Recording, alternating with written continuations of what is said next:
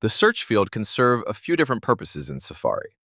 We, we can directly enter a web address here like apple.com/iPhone. Tap the blue Return button in the keyboard or select a suggestion that pops up. When entering a web address with the iPhone keyboard, tap and hold on the period or dot key, and a variety of web domains will appear, allowing for quick entry. We don't get the same trick on the iPad keyboard, though. Often, though, as you begin entering a website name, it will become available in the search suggestions below. That brings us to the search field's next function, which is to enter web search directly with your default search engine. Let's enter NBA playoffs. As the term is typed, search suggestions are displayed below. So we could tap on one of these suggestions or hit the return key to search for this on DuckDuckGo. We are able to set our default search engine in Safari settings. On the iPad, it's set to DuckDuckGo. I'll switch to that on the iPhone as well. Now, when doing a web search on either device, it does so using DuckDuckGo. I prefer DuckDuckGo because it doesn't track your searches or capture any of your information. The search field can also be used to search for a term on the currently displayed page.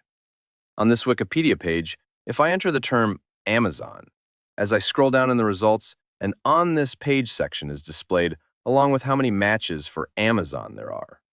Tap, and we can then use these arrow buttons to move through all the instances of the term that are on this page. Most often, you will navigate the web using tappable links. We have a ton here on Wikipedia. Just single tap to open a link. Tap and hold on a link to view a pop-up preview of that page. We also are provided with several options in this list. Tap Open, and the page will load just as if I had single tapped on the link. Tap Open in background, and the link loads in a new tab, but I remain on the current page.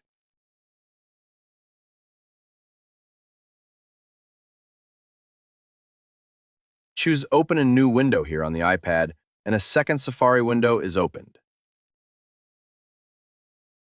The original window with 4 tabs is below, and the new window with a single tab is above. We can also open the page into a different tab group.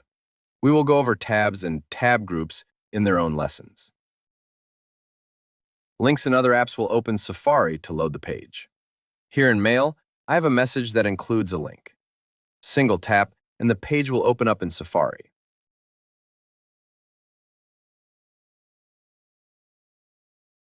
Tap and hold for the same preview panel with options.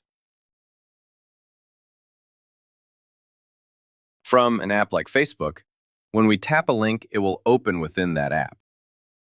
We need to tap this More button and then choose to open the page in an external browser to view it in Safari.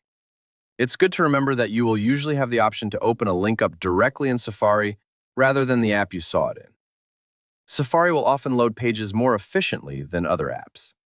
Next up, we'll go over the Safari Start page.